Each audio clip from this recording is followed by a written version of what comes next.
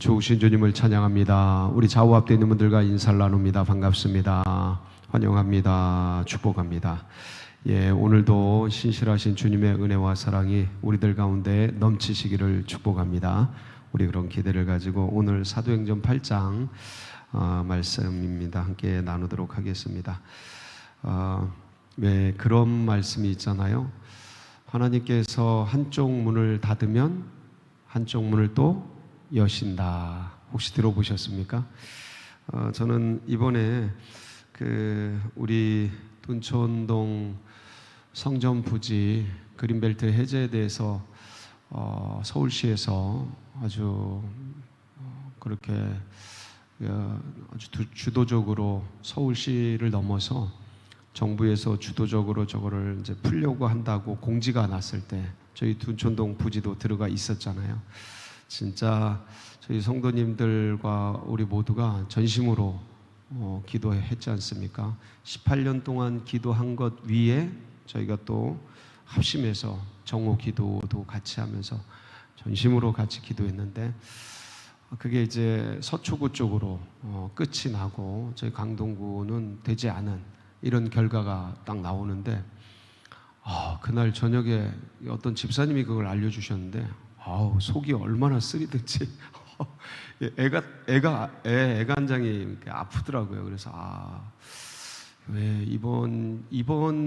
마치 이번 같았는데 왜 이러셨을까 막 기도하는데 저한테 그 문장이 딱 생각나게 하신 거예요. 그러니까 주님께서 한쪽 문을 닫으면 반드시 또 한쪽 문을 여신다.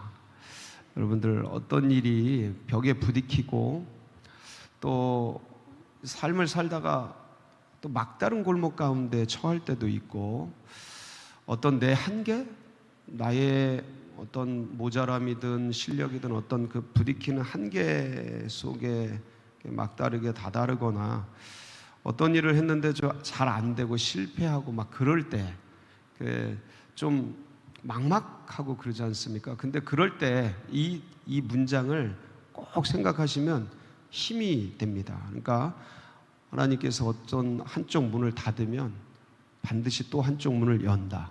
그러니까 그 한쪽 문이 열리는 문이 어딘지는 몰라요. 근데 주님은 하신다는 거죠. 우리 교회를 통해서 하시고 또 우리 개개인을 통해서도 반드시 일을 해가십니다. 저는 그러한 것을 오늘 이 말씀을 통해서 또 보면서 되게 위로를 받았어요. 오늘 말씀은 이제 스데반이 순교를 하지 않습니까?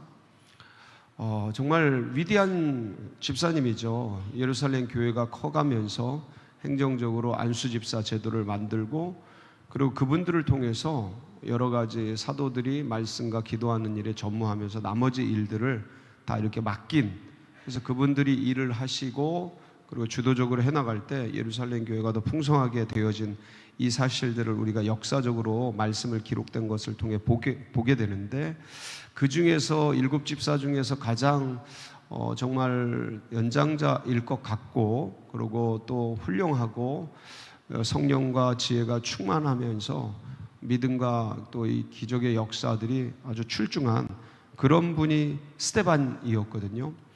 그러니까 이런 분은 교회에, 예루살렘 교회에 오래오래 있어야 돼요? 짧게 있어야 돼요? 오래오래 있으면서 교회에 덕을 끼치고 영혼을 살리고 복음을 전파하고 그래야 될 것 같잖아요, 상식적으로. 근데 너무 단명하신 거예요. 너무 빨리 돌아가신 거예요.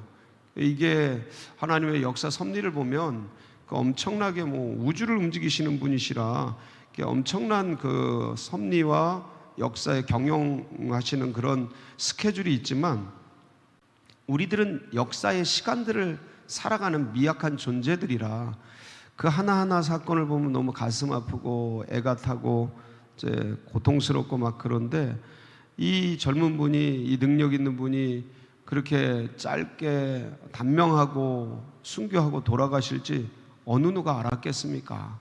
당하는 입장에서 너무 고통이고, 그 다음에 교회적인 입장에서 볼 때는 너무너무 아깝고, 그래서 어떤 분들은 그렇게 생각하실 것 같아요. 이 스데반을 존경하고 너무 좋아하고 따랐던 제자들이나 함께했던 동료들이나 아꼈던 어떤 선후배들은 아니 하나님 왜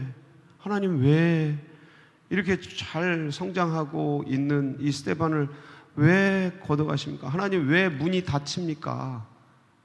왜 하나님 문을 닫습니까? 하나님 왜 인생의 문을 닫습니까? 이렇게 귀한 분을 좀 오래오래 열어두고 쓰시면 얼마나 좋습니까?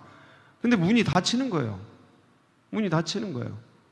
근데 말씀을 보면 또 다른 문이 열려요. 누구요?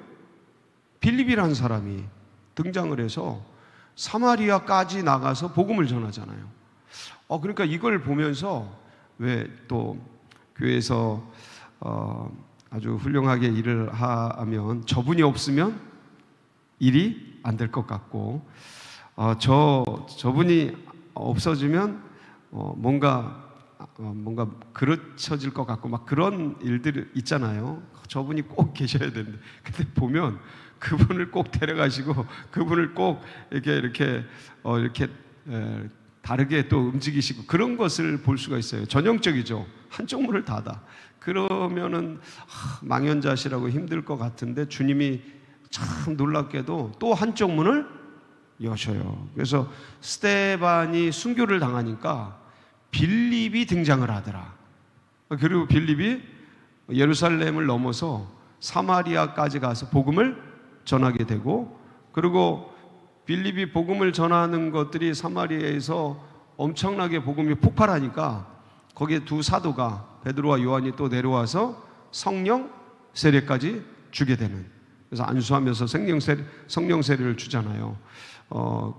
그러면서 복음이 사마리아에 흥황케 되어지면서 아주 뜨겁게 역사되어지고, 그러면서 이제 시몬이라는 마술사가 그 성령의 세례를 주는 걸 보면서, 안수하는 걸 보면서 자기도 그런 권세를 달라고 돈으로 살라 그러잖아요. 근데 이제 그러면서 야단치고 책망받고 그러면서 예루살렘 교회가 이제 박해를 받을 때 이제 사마리아 교회가 흥황케 되어지고 또 그 주변으로 복음이 전파되는 이런 놀라운 역사를 이제 보게 됩니다. 이제 말씀이 이제 그런 말씀인데, 여러분들 기억하세요.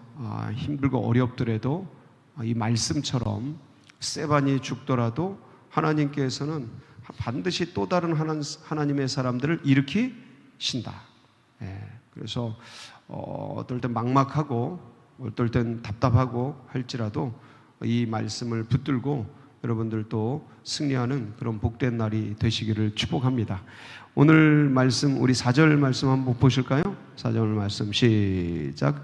그 흩어진 사람들이 두루 다니며 복음을 전할세. 그러니까 이게 박해라는 게, 핍박이라는 게, 그러니까 당하는 입장에선 괴롭잖아요.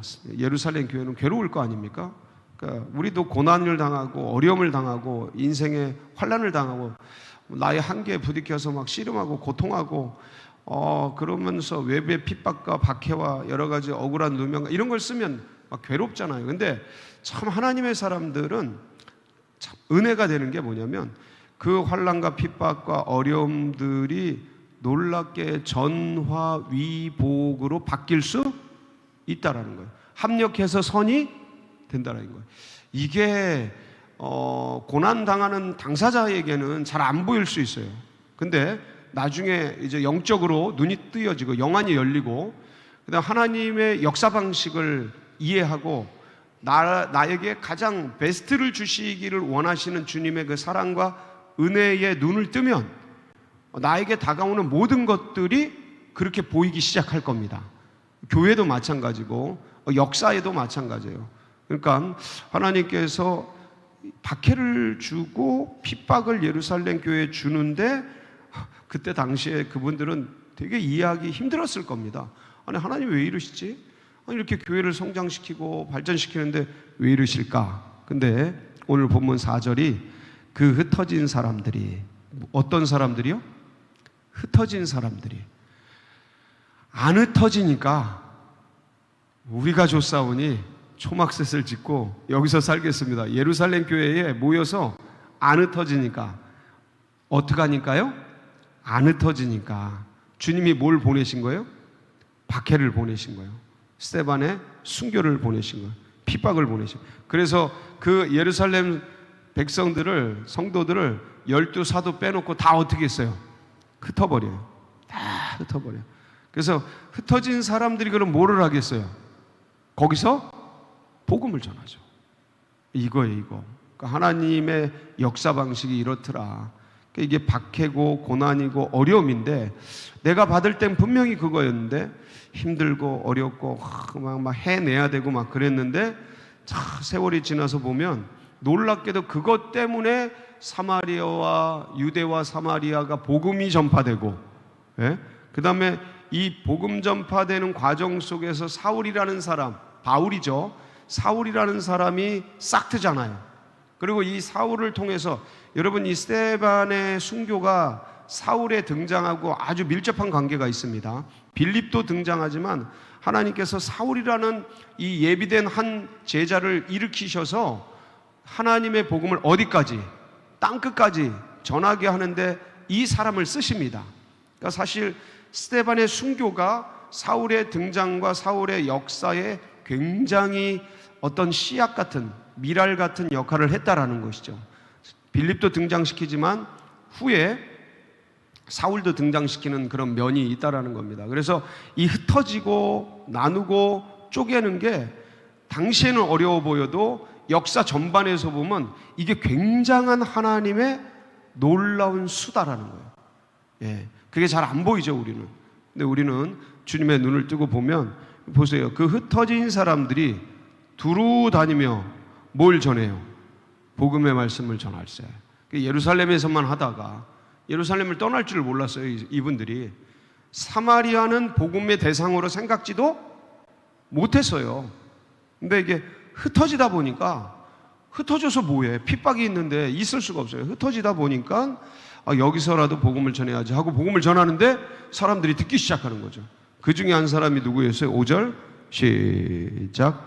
빌립이 사마리아 성에 내려가 그리스도를 백성에게 전파하니, 빌립 집사도 흩어진 거죠. 그리고 사마리아에서 이 복음을 전하는데 사람들이 어때요? 어떻게 반응해요?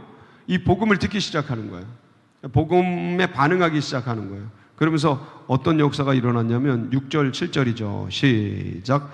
무리가 빌립의 말도 듣고 행하는 표적도 보고 한 마음으로 그가 하는 말을 따르더라. 많은 사람에게 붙었던 더러운 귀신들이 크게 소리를 지르며 나가고 또 많은 중풍병자와 못 걷는 사람이 나으니.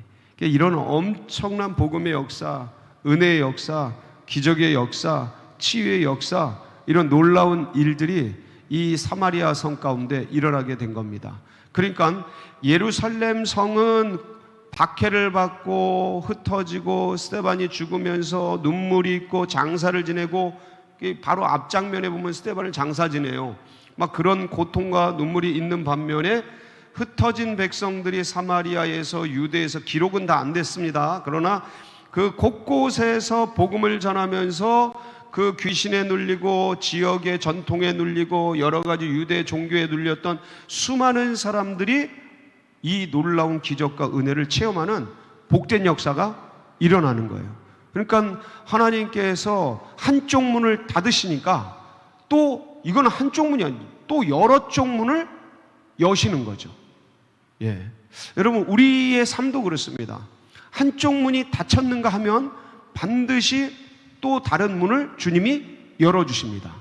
그러니까 그 하나 때문에 너무 막 일희일비하고 괴로워하고 슬퍼하고 힘들어하고 어려워하고, 물론 아프죠. 아파요. 안 아프지 않아요. 그게 안 되고 나의 한계고 실패가 되고 그게 잘 안 돼, 문제가 돼서 어려움이 되고 그게 다쳐서 더 이상 어떻게 하나 망연자실도 하고 아프죠. 아프지 않지 않습니다. 그리스도인이라고 하나님의 문 닫으면, 이쪽 문 닫으면 저쪽 문 여니까 무감각하고 안 아프고 그렇지 않습니다. 너무 고통스럽고 피눈물이 나고 어느 땐 진짜 막 한탄이 되고, 막 울부짖고 막 그렇죠. 애통이 있죠. 근데 그 끄트머리 가서 우린 절대 포기하지 않는다는 거죠. 왜냐하면 마지막 그 울부짖음과 눈물과 고통과 탄식 끄트머리에 주님께서 반드시 항상 또 다른 문을 연결시켜 두시는 거예요.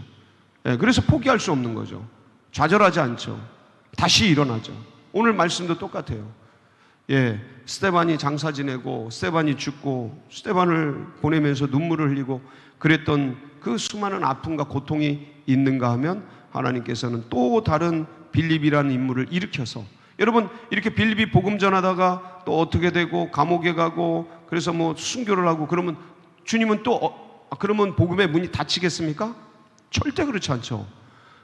돌이라도 깨워서 나무라도 일으켜서 하나님은 하나님의 역사를 이어가십니다. 예, 교회의 역사는 그렇게 왔고요. 하나님의 역사는 그렇게 진행되어 왔어요. 수많은 핍박과 어려움이 그 공산주의가 로마의 박해가 그리고 수많은 그 원수마귀 사단들이 보낸 그 압박과 고통 그 지나간 시간 속에서 끊어내고 교회를 없애고 성경을 없애고 하나님의 나라를 파괴하려고 수많은 이런 일들이 있었습니다. 그때는 서슬이 펄해서 온통 공산주의가 세계를 장악하고 하나님의 나라는 망하는가 보다 그런 일들도 비일비재하게 많았어요. 근데 그걸 하나님은 그쪽이 무너지는가 하면 또 다른 문을 여셔서 그 사람들이 다 죽어 없어지고 무너지는가 하면 주님이 하나님의 사람을 부흥의 세대를 또 일으킵니다. 저는 지금 이 시대 속에서 교회가 침잠되어지고 세상이 막 득세하고 뭐 원수마귀 사단이 공중권세 잡아가지고 문화와 이런 걸 가지고서 지금 막 그냥 다음 세대는 2%다 3%다 미전도 종족이 되었다 막 그러잖아요.